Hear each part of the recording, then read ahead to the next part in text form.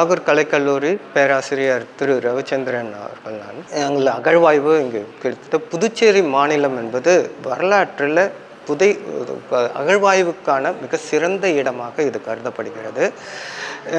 என்னுடைய அகழ்வாய்வு என்பது 1990 புதுச்சேரி பற்றிய வரலாறை நான் தொடங்கினேன். அரிக்கமேடு, ஆரோவில் பல நகரங்களை புதுச்சேரியில் அகழ்வாய்வு செய்துள்ளேன். இன்று புதுச்சேரியை பற்றிய வரலாறை நாங்கள் இரும்பு காலத்திலிருந்து பார்க்கிறோம். அதற்கு முன்னால் பார்த்தோம் என்றால் இங்கு படிவங்கள், கடல் உயிரினங்கள், மனிதன் தோன்றுவதற்கு முன்னால் இங்கு புதுச்சேரியில் என்னென்ன உயிரினங்கள் இருந்தது என்பதையும் இங்கு நாங்கள் அகழ்வாய்வில் கண்டெடுக்கப்படுகிறோம். இந்த அகழ்வாய்வில் நான் கிட்டத்தட்ட 20 வருடங்களாக ஈடுபட்டு வருகிறேன். எகிப்து போன்ற நகரங்களும் சென்று அகழ்வாய்வு செய்து வந்து முடிவைத்தாயிற்று. இப்பொழுது தாகூர் கலைக்கல்லூரியில் ஒரு அருங்காட்சியகம் அமைத்து அந்த அருங்காட்சியகத்துக்கு தேவையான பொருட்கள் அனைத்தும் நாங்கள் மாணவர்கள் மூலமாக எடுத்துக்கொண்டு இருக்கிறோம். அகழ்வாய்வு செய்யும் பொழுது என்ன மாதிரியான பொருட்கள் எப்படி கிடைக்கும், அது எப்படி பதப்படுத்துகிறது, அது எப்படி அருங்காட்சியகத்துக்கு கொண்டு வரப்படுகிறது என்பதையும் இப்போது நாங்கள் இதை கண்காட்சியாக வைத்திருக்கிறோம். இங்கு 2500 வருடங்களுக்கு முற்பட்ட காலத்திலிருந்து புதுச்சேரியில் இரும்பு கால மனிதர்கள் பல இடங்களில் வாழ்ந்திருக்கிறார்கள். அவர்கள் வாழும்போது இறந்த பிறகு அவர்களுடைய ஈமக்கடன்களை மிகப்பெரிய தாழி, அதாவது முதுமக்கள் தாழி என்று சொல்லக்கூடிய தாழிகளில் வைப்பார்கள். இல்லது மண்ணால் செய்த சவப்பெட்டி, சார்கோபோகஸ் என்பதை ஒரு கருங்கல் பாறைகளில் பெட்டியாக செய்து அதன் மேல் மண்ணெல்லாம் மூடி அதன் மேல் கருங்கற்களை வட்டமாக வைத்து அடையாளப்படுத்தி வைத்திருப்பார்கள். நாங்கள் இந்த இடங்களில் எல்லாம் மக்கள் நகரமயமாதல் வாழ்க்கையில் போகும்போது கட்டிடங்கள் கட்டும்போது அந்த இடங்களுக்கு சென்று அங்கு அழிந்து போவதற்கு முன்னால் அதை நாங்கள் எடுத்து விடுவோம். அதற்கு பிறகு அவர்கள் கட்டிடம் கட்டுவார்கள். அந்த பொருட்களை எடுத்து வந்து அதை பதப்படுத்தி சுத்தம் செய்து அதை மியூசியம், அருங்காட்சிக்கு கொண்டு வந்து எதிர்கால மக்களுக்கு நம்முடைய கலாச்சாரம், பழமையான கலாச்சாரம் எப்படி இருந்தது என்பதற்கான ஆதாரங்களை இங்கு பாதுகாக்கப்படுகிறது. ஸோ எதிர்காலத்தில் பழங்காலத்தை பற்றி நம்முடைய முன்னோர்கள் எப்படி வாழ்ந்தார்கள், நம்முடைய கலாச்சாரம், நம்ம பண்பாடு, நாம் யார், எங்கிருந்து வந்தோம், எப்படிப்பட்ட வாழ்க்கையை வாழ்ந்து கொண்டிருக்கிறோம், அவர்கள் எப்படி வாழ்ந்தார்கள் என்பதை அறிந்து கொள்ள இன்று நாம் என்ன செய்ய வேண்டும் என்பதை தான் இங்கு நாங்கள் கண்காட்சியாக படுத்தியிருக்கிறோம். இதுதான் இன்றைய அருங்காட்சியக தினத்துடைய தீமாக சொல்லப்படுகிறது. இந்த சமுதாயத்தில் நாம் என்ன செய்ய வேண்டும், நம்முடைய பழைய சமுதாயத்தை நாம் எப்படி பாதுகாக்க வேண்டும், அதை நாம் எப்படி எதிர்காலத்துக்கு கொண்டு போக வேண்டும் என்பதை இங்கு நாங்கள் காட்சிப்படுத்துகிறோம். இந்த காட்சியினுடைய நோக்கமே பழங்காலத்தை பற்றி எதிர்காலத்தில் உள்ளவர்கள் அறிந்து கொள்வதற்கு நாம் என்ன மாதிரியான வேலை செய்ய வேண்டும். ஸோ பழங்கால பொருட்களை கண்டெடுக்க வேண்டும், அதை பத்திரப்படுத்த வேண்டும், சுத்தம் செய்து அழியாமல் பாதுகாத்து அருங்காட்சியகத்தில் பாதுகாக்கப்பட வேண்டும். இந்த ப்ராசஸை தான் நாங்கள் இப்போ மியூசியமில் எக்ஸிபிஷனில் இந்த காலகட்டத்தில் வைத்திருக்கோம். இங்கு மொத்தம் 4 விதமான பொருட்களை காட்சிப்படுத்தி வைத்திருக்கிறோம். ஒன்று மண்பாண்டங்கள் அதிகமாக கிடைக்கும்.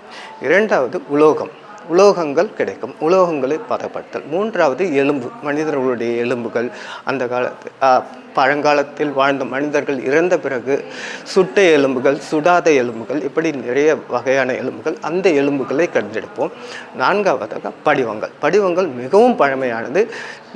படிவங்கள் என்பது 200 மில்லியன் ஆண்டுகளுக்கு பழமையானதாக இங்கு கிடைக்கும். புதுச்சேரி தொடங்கும் பொழுது இங்கு இருந்த உயிரினங்கள் கற்களாக மாறி இங்கு படிவங்களாக கிடைக்கிறது. அவைகளை கண்டெடுத்து அவைகளை எப்படி சுத்தம் செய்வது என்பதை 4 விதமாக இங்கே பயன்படுத்தியிருக்கிறோம். முதுமக்கள் தாழிகள் எப்படி கிடைக்கின்றன பார்க்கும்போது நொறுங்கி போய் உடைந்த நிலையில், மிகவும் மோசமான நிலையில் தான் மண்ணுக்கு உள்ளே கிடைக்கும். என அழுத்தத்தில் உடைந்து போயிருக்கும். அந்த உடைந்து போன பானை எப்படி இருக்கிறது, அதை எப்படி எடுத்தோம், அதற்கு பிறகு அதை எப்படி சுத்தம் செய்து அதை முழுமையாக ஒரு பெரும் தாழியாக உருவாக்குகிறோம் என்பதை இங்கே காட்சிப்படுத்தியுள்ளோம். ஒவ்வொரு பகுதியாக வைத்திருக்கிறோம். அதே மாதிரி சிறு சிறு பானைகள் நசுங்கி போய் நொறுங்கி கிடைக்கும். அந்த நொறுங்கி போய் கிடைக்கக்கூடிய களிமண்ணில் கிடைக்கக்கூடிய பொருட்களை எடுத்து சுத்தம் செய்து, சம்டைம்ஸ் அதை ஒட்டுறது ரொம்ப கஷ்டம். ஒட்டும்போது ஆங்கிள் கொஞ்சம் மாறினாலும் ஷேப் மாறிடும். அதை ரொம்ப பாதுகாப்பாக ஒட்டுறது என்பது, அதை முழுமைப்படுத்துவது என்பது மிகவும் கடினமான வேலை. அதை நம் மாணவர்கள் செய்கிறார்கள். நம்ம கல்லூரி மாணவர்கள், தாகூர் கலைக்கல்லூரி மாணவர்கள் அதை கண்டெடுத்து எப்படி செய்கிறார்கள் என்பதையும் நான் கற்றுக் கொடுக்கிறேன். அவர்கள் எதிர்காலத்தில் அவங்களும் இதை செய்யணும். அதை செய்து முடித்து காட்சிப்படுத்துகிறோம். ஒரு பொருள் காட்சிப்படுத்துவதற்கு எப்படியெல்லாம் வருகிறது. இரும்பு சம்பந்தப்பட்ட பொருட்கள் மிகவும் துருப்பிடித்து போய் கிடக்கும். இரும்பு ஆக்சைடு ஆகிருக்கும், செப்பு ஆக்சைடு ஆகிடும். ஸோ இதெல்லாம் ரொம்ப ரொம்ப டெலிகேட்டாக இருக்கும். அது களிமண்லேருந்து எடுத்து வாஷ் பண்ணி தண்ணீரில் கழுவி சோடியம் ஹைட்ராக்சைடு என்ற கெமிக்கலில் ஊற வச்சு உள்ளே இருக்கிற அயன் ஆக்சைடை டிசால்வ் பண்ணி எடுப்போம். ஏன்னா இரும்புக்குள்ளே இருக்கிற அயன் ஆக்சைடை எடுப்போம். எடுத்த பிறகு அந்த கெமிக்கல்ஸ் உள்ளே போயிடும். அதை எடுக்கிறதுக்கு மறுபடியும் தண்ணீரை விட்டு வாஷ் பண்ணி உள்ளே இருக்கிற கெமிக்கல்ஸ் எல்லாம் வெளியே எடுத்துட்டு தென் ஹீட் பண்ணுவோம். ஹீட் பண்ணி உள்ளே இருக்கிற வாட்டர் பார்ட்டிகல்ஸ் எல்லாத்தையும் டைல்யூட் வாட்டர் போட்டு எல்லாத்தையும் எடுத்துட்டு அதை இரும்பு ஆக்சைடே இல்லாமல் பண்ணி மறுபடியும் மெட்டல் பேஸ்ட் வச்சு ஒட்டி அந்த ஹோல்ஸ் எல்லாம் அடைச்சிடுவோம். அடைச்சிட்டு மறுபடியும் ஆக்சைடு ஆகாமல் பார்த்து மேலே PVA coating or wax coating கொடுத்துருவாங்க. இது இந்த மாதிரி ஒட்டி முழுமை பெறுவதை தான் இங்கே காட்சிப்படுத்துகிறோம். எப்படி கிடைக்கிறது, எப்படி முழுமை பெற்று அது அருங்காட்சியகத்துக்கு வருகிறது என்பதையும் இங்கே காட்சிப்படுத்தி உள்ளோம்.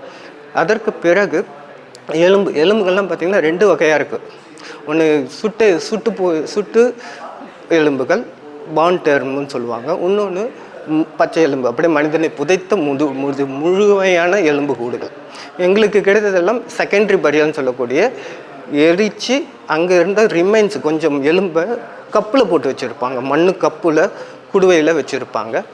அதை நாங்கள் மண்ணோடு க்ளீன் பண்ணி ரொம்ப ட்ரை ப்ரஷ் வச்சு க்ளீன் பண்ணி அதுக்கு மேலே PVA கோட்டிங் கொடுத்து எப்படி கிடைத்தது என்பதையும் வைப்போம். கடைசியாக இங்கு ஃபாசில்ஸ் என்பது மிகவும் கடினம், கிடைப்பதும் அரிது. அதை எடுக்கும்பொழுது ரொம்ப ஸ்ட்ராங்காக இருக்கும். அதை மிஷின் வச்சு லைட்டாக கட் பண்ணி செடிமெண்ட்ஸ் எல்லாம் ரிமூவ் பண்ணுவோம். பார்த்து க்ளீன் பண்ணுவோம். ஏன்னா அதில் இருக்கிற கோடு முதல் கொண்டு அந்த படிவம் பிரிண்ட்டை வந்து கரெக்டாக எடுத்து அதை முழுமையாக வைப்போம். இன்றைக்கி டைனோசரஸ் ஃபாசில்லாம் நம்ம எடுக்கிறாங்கன்னா அது இவ்வளவு கஷ்டப்பட்டு தான் எடுக்கிறாங்க. இங்கே நாங்கள் கிளிஞ்சல்கள், சங்கு, ஆமை இவையெல்லாம் கிடைத்தது இங்கே புதுச்சேரியில். அதில் சங்கு மட்டும் இங்கே காட்சிக்கு வைத்துள்ளோம்.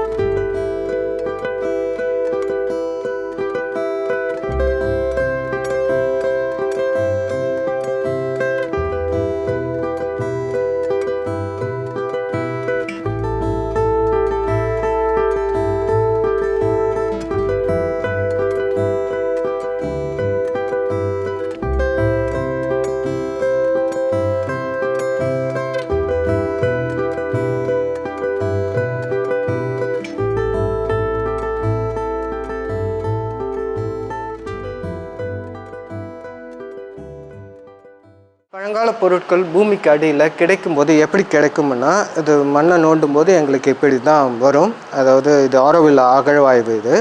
இது அகழ்வாய்வு செய்யும்போது இரும்பு, பானை ஓடுகள், முதுமக்கள் தாழிகள் எல்லாமே ரொம்ப ஒரு அடி 4 மீட்டர் 3 மீட்டர் ஆழத்தில் கிடைக்கும். ஃபார் எக்ஸாம்பிள் சம்டைம்ஸ் மேலேயும் கிடைக்கும். மேலே கிடைக்கும் போது நொறுங்கி போயிருக்கும், பானைகள் நொறுங்கி போயிருக்கும். இப்படி உடைந்து போன பானைகளை நாங்கள் கலெக்ட் பண்ணி நம்பர் போட்டு எடுப்போம். எல்லாத்துக்கும் நம்பர் போட்டு எடுத்து அதை இப்படி தான் முதல்ல வாஷ் பண்ணி டிஸ்பிளே பண்ணுவோம். வாஷ் பண்ணதுக்கப்புறம் டிஸ்பிளே பண்ணி இதை ஜாயின் பண்ணுவோம். இதெல்லாம் இப்படி தான் இருக்கும். இதை இப்படி க்ளூ பண்ணுவோம். இதை வந்து ஸ்ட்ராங்காக ஒட்டுவோம். ஒட்டி முடித்ததுக்கப்புறம் ஃபுல் ஃப்ளெட்ஜ்டு ஃபார்ம் கொண்டு வருவோம். இப்படி தான் பசங்க கலெக்ட் பண்ணி ஒட்ட ஆரம்பிப்பாங்க. அவங்க இப்படி தான் ஒட்டுவாங்க. இந்த கன்சர்வேஷன் கற்றுக்கிறவங்க, அதாவது தொல்லியல் ஆய்வில் கன்சர்வேஷன் பதப்படுத்தல் என்ற மியூசியாலஜி படிக்கிற பசங்க இதை கன்சர்வேஷன் பண்ணுவாங்க. அகழ்வாய்வு செய்வது ஒன்று, பொருளை எடுத்து ஒட்டி முதுமக்கள் தாழியாக உருவாக்கும். கிடைக்கும்போது இப்படி இருக்கும், அது முழுமையாக இப்படி கொண்டு வருவாங்க. ஸோ இப்படி தான் எடுப்பாங்க மண் மேலேருந்து. சின்ன சின்ன கப்ஸு, பவுல்ஸ், அது பெரிய ஆன்ஸ், அது ஒட்டுறது ரொம்ப கஷ்டம். இங்கே வந்து பார்த்திங்கன்னா சின்ன சின்ன பானைகளும் இரும்பு பொருட்கள் இதெல்லாம் 2500 ஆண்டுகளுக்கு முன்பு இரும்பு கால மக்கள் வாழ்ந்து அவர்கள் பயன்படுத்தி அந்த கிரேவ் குட்ஸ்ன்னு சொல்லக்கூடிய இறந்த பிறகு அவங்களுக்கு ஈமக்கடன் செய்யும்போது இப்படி புதைப்பார்கள். இப்படி புதைக்கும்பொழுது அங்கு கிடைக்கக்கூடிய பொருட்களை வைத்து அவங்களுடைய வாழ்க்கையை நம்ம புரிஞ்சிக்க முடியும். கிடைக்கும்போது இப்படி தான் கிடைக்கும். ரொம்ப இது அந்த ஃபோட்டோகிராஃபி இது ஒரிஜினல் அப்படியே பார்க்கலாம். எப்படி இந்த பானை நொறுங்கி போய் களிமண்ணோடு இருக்கும். இதை நாங்கள் எடுத்து ஃபுல்லாக க்ளீன் பண்ணி வாஷ் பண்ணுவோம். வாஷ் பண்ணி முடித்ததுக்கப்புறம் தண்ணி போட்டு வாஷ் பண்ணிவிட்டு இது உள்ளே இருக்கிற களிமண்ணை செக் பண்ணுவோம். உள்ள மணிகள் கிடைக்கலாம், சிலது எலும்புகள் இருக்கும், பொருட்கள் அரிசி எது வேணாலும் இருக்கும் இந்த பானை உள்ள. அதையும் செக் பண்ணிவிட்டு அதுக்கப்புறம் அதை கலெக்ட் பண்ணி வச்சுப்போம். இந்த பானைகளை முதல்ல ஒட்டுவோம். எல்லாத்தையும் இப்படி பிரித்து போட்டுட்டு தென் அதை ஜாயிண்ட் ஆக்கிறது எல்லாத்தையும் ஒன்று சேர்றது, வாஷ் பண்ணி காய வச்சு ஒட்ட ஆரம்பித்து இன்றைக்கி முழுமையான கப்பு மாதிரி இந்த ஷேப்பு கொண்டு வந்துடுவோம். ஸோ இப்படி தான் இது ரொம்ப கஷ்டமான வேலை. பட் இது ஜாயின் பண்ணி ஒட்டுவாங்க. So this is a way how எப்படி நாங்கள் பானைகளை உருவாக்கி இன்றைக்கி மியூசியத்தில் இது எக்ஸிபிஷனில் வைக்கிறோம். எக்ஸிபிஷன் ஆர் மியூசியம் டிஸ்பிளேயில் பாதுகாத்து உள்ளே வச்சுடுவோம். எதிர்காலத்தில் வரக்கூடிய மாணவர்கள், எதிர்கால சமுதாயங்கள் இதை பற்றி தெரிஞ்சிக்க முடியும். ஸோ இது இரும்பு கால மக்கள் பயன்படுத்தின லிட்டு, மூடிகள், கருப்பு சிவப்பு பானை இது வந்து கவிழ்த்து சுடுவாங்க. உள்ளே நெருப்பு படாது, வெளியே நெருப்பு படும். அதனால் இது சிகப்பாக இருக்கும், இங்கே கருப்பாக இருக்கும். ஸோ இதுக்கு பேர் பிளாக் அண்ட் ரெட் வேர்னுவாங்க. இதை தான் நாங்கள் 2500 வருஷம் பழசுன்றதை இந்த பிளாக் அண்ட் ரெட் வேர் மூலமாக தான் அடையாளம் கிடைக்கும். இப்படி தான் கால அளவீடு பண்ணுவோம். ஒரு பொருள் எங்கே கிடைக்குது அதனுடைய கால அளவீடு எப்படி என்பதை இது பண்ணுவோம். மண்ணுக்கு பூமிக்கு உள்ள இரும்பு எப்படி இருக்கும்னா இரும்பு ஆக்சைடு ஆகி இப்படி தான் ஃபார்ம் ஆகிருக்கும். இதே பொருள் தான் இங்கே வைத்திருக்கோம். மண்ணில் கிடைக்கும் போது எப்படி கிடைச்சிது, அங்கே பக்கத்தில் வந்து எப்படி நாங்கள் எடுத்து சுத்தம் பண்ணியிருக்கோன்றதை காமிக்கிறோம். மண்ணுக்குள்ளே இப்படி தான் புதஞ்சி இருக்கும். இது எடுக்கும்போது களிமண்ணோட மண்ணும் களிமண்ணும் இந்த இரும்பு பார்த்திங்கன்னா உள்ளே இருக்கிறதே தெரியாது. இரும்பு கத்தி எல்லாம் ஒட்டிட்டு உடஞ்சி போயிட்டுருக்கோம் சம்டைம். இது அப்படியே ஆக்சைடு தெரியுது. இரும்பு ஆக்சைடு எல்லாத்தையும் எடுத்து வாஷ் பண்ணுவோம். வாஷ் பண்ணி முடிச்சதுக்கப்புறம் இந்த களிமண் இந்த டர்ட்டெல்லாம் வெளியே எடுத்துகிட்டு அயன் ஆக்சைடு இருக்கும். இந்த அயன் ஆக்சைடை நாங்கள் மெக்கானிக்கல் ஒர்க் பண்ணி முதல்ல லைட்டாக எடுத்துகிட்டு தென் சோடியம் ஹைட்ராக்சைடில் போட்டு வாஷ் பண்ணுவோம். சோடியம் ஹைட்ராக்சைடில் ஊற வச்சா உள்ளே இருக்கிற இரும்பு ஆக்சைடு, அயன் ஆக்சைடுன்னு சொல்லக்கூடிய இந்த துருவெல்லாம் உள்ளே கரைச்சி வெளியே எடுக்கும். ஒரு வாரம். இது டிபெண்ட்ஸ் அப்பான் எவ்வளவு இரும்பு ஆக்சைடு இருக்கோ அதுக்கு தகுந்த மாதிரி ஊற வைப்போம்.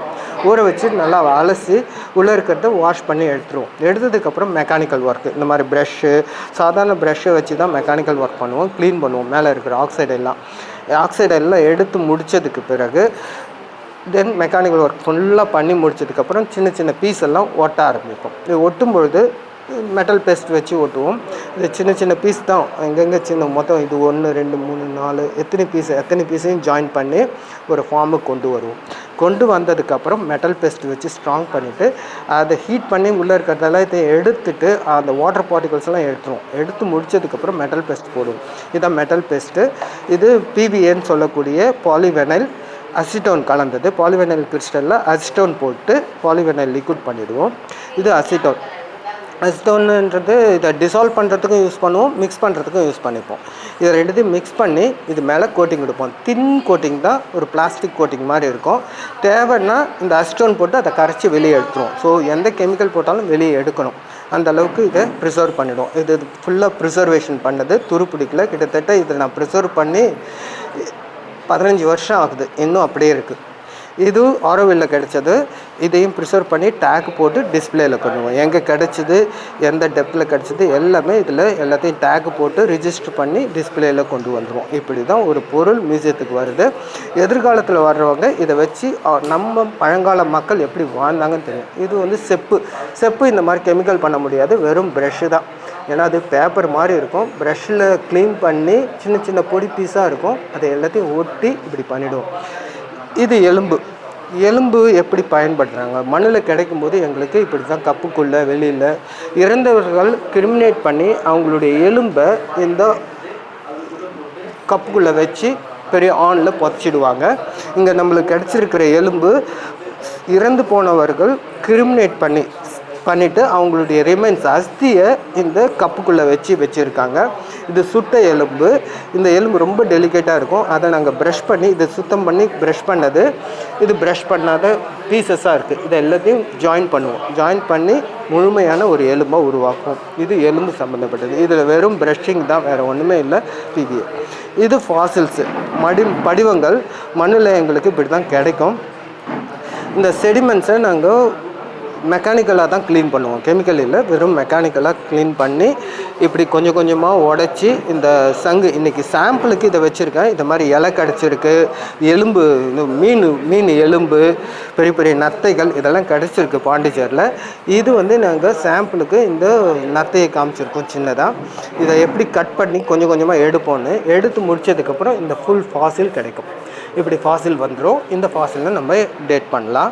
இது நம்ம பாண்டிச்சேரி எந்த காலத்தில் தண்ணியில் எப்படி இருந்தது, என்ன மாதிரி உயிரினங்கள் புதுச்சேரியில் வாழ்ந்தது அப்படின்றதையும் இதன் மூலம் நம்ம தெரிஞ்சுக்க முடியும். ஸோ இங்கே நாங்கள் என்ன பண்ணியிருக்கோன்னா, பொருட்களை எப்படி எடுக்கிறது, எப்படி பாதுகாத்து, எப்படி ப்ரிசர்வ் பண்ணி எதிர்காலத்துக்கு கொண்டு போகிறது அப்படின்றத காமிச்சிருக்கோம்.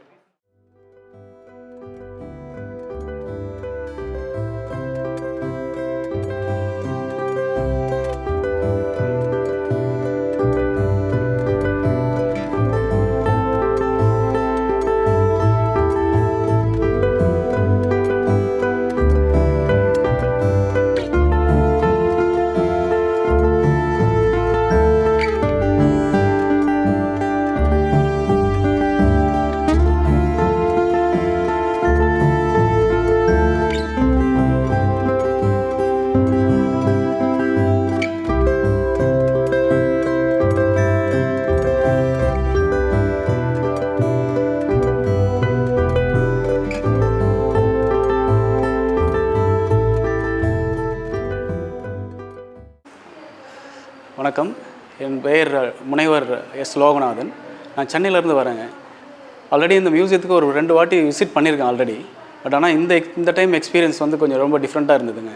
ஏன்னா நம்ம பார்த்தது வரைக்கும் முன்னோர்கள் எப்படி வாழ்ந்திருக்காங்க அப்படின்னு பார்த்துட்டு ஜஸ்ட் ஒரு விசிட் பார்த்துட்டு போயிடுவோம். இந்த வாட்டி வரும்போது அந்த ப்ராசஸ் எப்படி இருக்குது, அந்த முதுமக்கள் எப்படி வாழ்ந்திருக்காங்கன்றதை தெரிஞ்சுக்கிறதுக்காக இவங்க பாண்டிச்சேரி கவர்மெண்ட் வந்து ஸ்டூடெண்ட்ஸ் வச்சு ஒரு எக்ஸ்ப்ளனேஷன் கொடுத்துருக்காங்க. அது ரொம்ப வரவேற்கத்தக்கது. இதனால் இந்த டைமில் ஸ்டூடெண்ட்ஸை கூட்டிகிட்டு வர ஃபேமிலி நிஜமாகவே நல்ல இன்ஃபர்மேட்டிவாக போவாங்கன்ற நம்பிக்கை இருக்குது. இந்த வாட்டி அவங்க எக்ஸ்பிளைன் பண்ணது எந்த மாதிரி முதுமக்கள் வாழ்ந்திருக்காங்க, அதை எப்படி ப்ராசஸ் பண்ணி, அதை எப்படி ஃபங்க்ஷன் பண்ணி அங்கே கொண்டு வந்து மியூசியமில் வச்சுருக்காங்கன்ற முதற்கொண்டு அனைத்தும் வந்து மாணவர்களால் விவரிக்கப்பட்டது. இதை பார்க்குறது மூலிமா ஃப்யூச்சரில் வரப்போகிற பசங்க இப்படி இருக்கிறது மட்டும் இல்லாமல் இப்படி தான் வாழ்ந்திருக்காங்கன்ற தெரிஞ்சுக்கிறது தான் ஹிஸ்ட்ரின்றது எல்லாரும் புரிஞ்சுக்க வேண்டியது. அதனால் கண்டிப்பாக வந்து பாருங்கள், நிஜமாகவே உங்களுக்கு இன்ஃபர்மேட்டிவாக இருக்கும். Thank you so much. Pandi podcast YouTube சேனலை சப்ஸ்கிரைப் செய்யுங்க. ட்விட்டர், ஃபேஸ்புக், இன்ஸ்டாகிராமில் தொடருங்க.